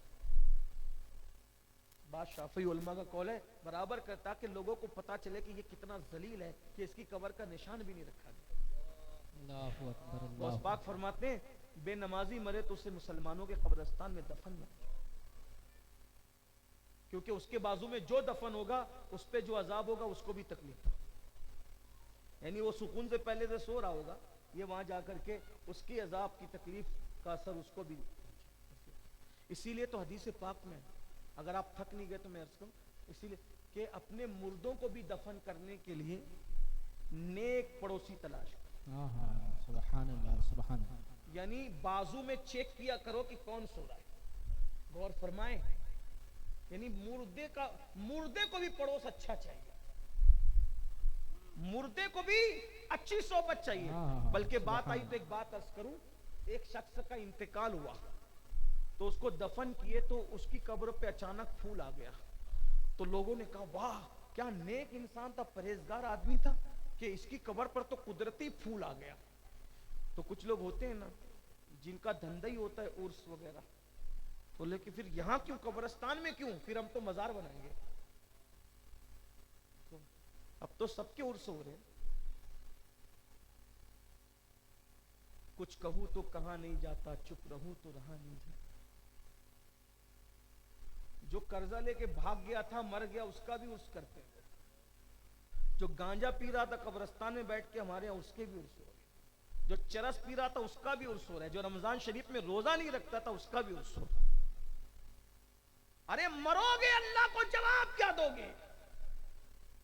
اولیاء اللہ کے نام پہ کتنا دھندا کرو. پیسے ہی سب کچھ ہے، ایمان کہاں گیا؟ گنجیڑیوں کا چرسیوں کا بھی عرس ہوگا، اس سے نقصان کیا ہے نئی نسل کے سامنے؟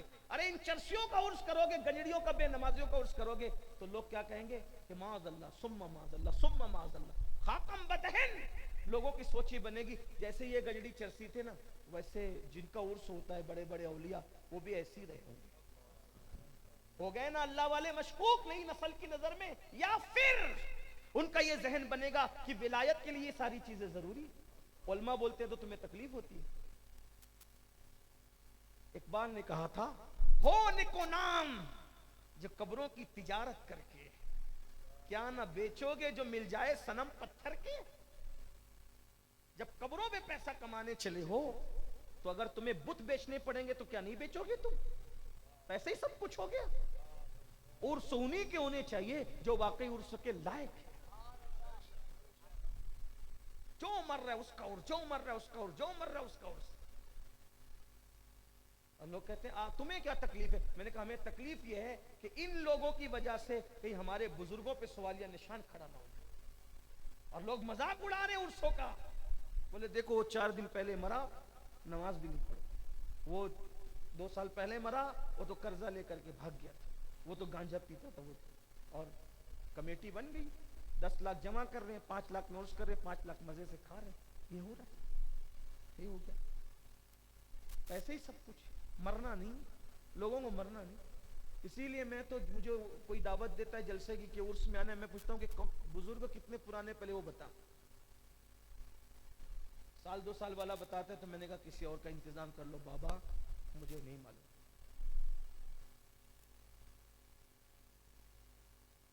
کچھ لوگ کہتے ہیں کہ یہ گھمنڈی ہو گیا. جو چاہو کہہ لو، ہمیں آپ سے کیا ہے؟ ہم گھمنڈی ہے یا نہیں ہے، یا ہم کیا ہے نہیں ہے، وہ اللہ جانتا ہے. اللہ سے ہمارے معاملات درست ہونے چاہیے، ہمیں پبلک سے کیا لینا. ہم بھی ایک دن مر جائیں گے، ہمیں بھی مرنا ہے، اور پتہ نہیں کب مریں گے، جلسہ بھی پورا ہوگا کہ نہیں ہوگا. اس لیے حق کہے جاؤ. اور آپ سے بھی کہتا ہوں ایسے لوگوں کے عرس میں جائے ہی مت کرو بھیڑ بڑھانے کے لیے.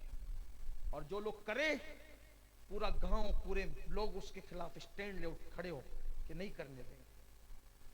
ورنہ ہمارے اسلاف غوث پاک کا مزار بدنام ہوگا, غریب نواز کا مزار بدنام ہوگا, محبوب الہی کا مزار بدنام ہوگا, ہمارے آقاؤں کے مزارات بدنام ہوں گے. آج یہ تماشا سب کر رہے ہیں. بہرحال چلے بات دور نکل گئی, میں بات ختم کرنے لگا تھا. یہ دو باتیں اب کرنی پڑے گی. ایک تو وہ جو روایت پڑھا تھا وہ پڑھ دوں, اور پھر اس کے بعد یہ پھول جب دیکھا تو کہا کہ قبرستان میں کیوں, قبرستان میں کیوں دفن کریں, ان کا تو عرس کریں گے نا. یہ پھول نکل آیا ہے, تو وہاں کھودا نکالا اور لے جا کر کہیں دفن کیا تو سانپ آ گیا. جب سانپ آیا تو سب ڈر گئے, پریشان ہو گئے. تو واقعی ایک اللہ کے ولی وہاں موجود تھے, انہوں نے کہا نادانو, وہ جو پھول نکلا تھا نا اس کی وجہ سے نہیں, وہ بازو میں ایک اللہ والا سو رہا تھا, اس کے صحبت کی برکت سے اس پہ عذاب رک گیا اور اس عذاب کی بجائے رحمتوں کی برسات ہونے لگی. بازو کی قبر کی برکت, بازو کے قبر کی برکت سے یہ ہوا کہ اس کا عذاب رک گیا اور اس پر رحمتوں کی فوار آ گئی. اب جو دور لا کر کے دفن کیا نا یہ ہو گیا. اس لیے آپ سے بھی کہتا ہوں اگر ہو سکے تو قبرستان ہی میں دفن کرنے کی وصیت کیا کرو, اس لیے کہ ہو سکتا ہے کوئی قریب میں نیک مل جائے تو اپنا ہی بیڑا پار. اور ویسے دعا کیا کرو کہ بقی مل جائے, بقی شریف مل جائے. یہ دعا کرنا اپنا کام ہے, پھر ان کی مرضی. اور ایک بات یہی بتاؤں, جو سچے دل سے بقی مانگے گا کہیں بھی مرے گا دفن وہیں ہوگا. سبحان اللہ, سبحان اللہ. لاشے کو مدینے میں کرے دفن فرشتے, مر جائے اگر ہند میں بیمار تمہارا. کیا حسن ہے اے سید ابرار تمہارا, اللہ بھی ہے طالب دیدار تمہارا. کیوں دید کے مشتاق نہ ہو حضرت یوسف, اللہ کا دیدار ہے دیدار تمہارا. اور لاشے کو مدینے میں کرے دفن فرشتے, مر جائے اگر ہند میں بیمار تمہارا. سچے دل سے اگر تڑپ ہے بقی پانے کی تو انشاءاللہ بقی ملے گی اور ضرور مل کے رہے گی انشاءاللہ. تو بات میں عرض کر رہا تھا, بات ختم کرتے ہوئے ٹائم زیادہ ہوا, بات پوری کر لوں کہ اللہ کے رسول علیہ السلام کا زمانہ تھا. حضور کے ظاہری دور میں آقا علیہ السلام صحابہ کے ساتھ بیٹھے ہوئے تھے. ایک شخص جوان روتے ہوئے آیا اور روتے ہوئے آ کے حضور کو فریاد سنانے لگا. آقا علیہ السلام بے چین ہو گیا اس کے آنسو دیکھ کے. کہا کیوں رو رہے ہو؟ کہا حضور میرے ابا کا انتقال ہو گیا اور ہمارے یہاں کوئی اس کو نہ نہلانے والا ہے نہ دفن کرنے. آقا نے فرمایا صدیق اکبر فاروق اعظم سے کہ تم دونوں جاؤ اور اس کو غسل بھی دو اور دفن بھی کر دو. جیسے دونوں بزرگ چلے, چادر ہٹائی تو دیکھا کہ اس کا منہ کالے سور کی طرح تھا, کالے خنزیر کی طرح. دونوں رو پڑے, جلدی سے قاصد بھیجا آقا کی بارگاہ میں, یا رسول اللہ اس کا منہ تو سور اور وہ بھی کالے سور کی طرح ہے, کیسے غسل دیں اور کیسے کفن پہنائیں. آقا علیہ السلام خود تشریف لائے, حضور رو پڑے, پھر دعا کی اللہ اس کا منہ سیدھا کر دے. اللہ نے سیدھا کر دیا. حضور کی دعا سے غسل بھی ہوا, کفن بھی ہوا. جب نماز جنازہ لوگ پڑھ چکے, کسی نے دھیرے سے کہا پہلے تو منہ سور کی طرح ہو گیا تھا, ابھی تو ذرا دیکھو کیا حال ہے. جیسی اب چہرہ ہٹایا کہ دیکھا تو دوبارہ پھر منہ کالے سور کی طرح تھا. نماز جنازہ کے بعد بھی سب رو پڑے, وہ جوان رو پڑا. اللہ کے رسول سے صحابہ نے پوچھا یا رسول اللہ اس کا منہ بار بار سور کی طرح کیوں ہو جاتا ہے؟ آقا نے اس کے بیٹے کو بلاؤ, بیٹے کو بلایا. فرمایا تیرا باپ کیا کرتا تھا سچ بتانا. کہا حضور یہ ہر نیکی کرتا تھا, ایک کمی تھی نماز نہیں پڑھتا تھا. جب نماز کا وقت آتا تھا تو یہ سو جاتا تھا, اس کو نماز میں کوئی دلچسپی نہیں تھی. میرے آقا نے فرمایا میرے صحابہ جو جان بوجھ کے نماز چھوڑے گا قیامت کے دن وہ کالے سور کی شکل میں اٹھے, کالے خنزیر کی شکل میں اٹھے. 10 منٹ لگتے ہیں ٹائم کے نماز, صرف 10 منٹ کیا جاتا ہے. توبہ کر لو بھائی, اللہ مہربان ہے, غفار ہے, معاف کرنے والا ہے. سچی توبہ کرو, اللہ کو منا لو. 50 منٹ لگتے ہیں 5 وقت کی نماز میں. ٹرین پکڑنے کے لیے تو صبح اٹھتے ہونا, نوکری پہ جانے کے لیے تو صبح اٹھتے ہونا, میری بہنیں بچوں کو اسکول پہنچانے کے لیے صبح اٹھتی ہیں, نماز کے لیے بھی اٹھ جایا کرو. تھوڑی محنت کر لو, کوشش کر لو. یہ دنیا میں اللہ کو منانے کے لیے, نیک کام کرنے کے لیے, نیک کام کر لو, اللہ کو راضی کر لو. پتہ نہیں زندگی کتنی بچی ہے, اس لیے اچھے کام کرو, گناہوں سے توبہ کرو. اللہ پاک کی بارگاہ میں دعا ہے اللہ سب سے پہلے مجھے آپ سب کو عمل کی توفیق عطا فرمائے. اپنے بچوں کو گناہوں سے بچاؤ. یہ جو بچے موبائل پر گیم کھیل رہے ہیں, وقت برباد کر رہے ہیں, آپ بعض گیم تو ایسے آ گئے موبائل کے اندر, بعض گیم کہ جس میں کفر کے معاملات, یعنی باضابطہ طور پر قرآن اس میں گرایا جا رہا ہے، کعبے کو لات ماری جا رہی ہے، کعبے کے دروازے کو یہ ایسے گیم آئے، قرآن مقدس تھپی میں لگا ہوا اس کے اوپر پڑھ چل کر کے جانا ہے۔ تو بعض علماء نے فتویٰ دیا کہ جس میں اسلامی شعار، جو اسلام کی نشانیاں ہیں اور اسلام کی تقدس مآب چیزیں، اگر اس کی توہین کوئی جان بوجھ کر کے گیم میں بھی کرتا ہے تو اس پر کفر کا فتویٰ آ سکتا ہے، وہ اسلام سے نکل سکتا ہے۔ اپنے بچوں کو گیمز سے بچاؤ، یہ گیمز آپ کے ایمان کو بھی برباد کر سکتے، ایمان کو بھی تباہ کر سکتے۔ اور بچوں سے کہتا ہوں پیارے بچوں، گیم چھوڑو، ہم گیم کھیلنے کے لیے پیدا نہیں ہوئے، درود پڑھو، کتابوں کا مطالعہ کرو، اسٹڈی کرو، اعلیٰ سے اعلیٰ تعلیم حاصل کرو۔ اللہ تعالیٰ ہم سب کے بچوں کو نیک بنائے، بچیوں کو نیک بنائے، موبائل کا صحیح استعمال کرنے کی توفیق عطا فرمائے، گناہ سے بچنے کی توفیق عطا فرمائے۔ دوران گفتگو اگر کوئی غلطی ہو گئی ہو اللہ تعالیٰ معاف فرما دے۔ استغفر اللہ ربی من کل ذنب واتوب الیہ وما علینا الا البلاغ۔ السلام علیکم ورحمۃ اللہ وبرکاتہ۔ کھڑے ہو جائیں، صلاۃ والسلام۔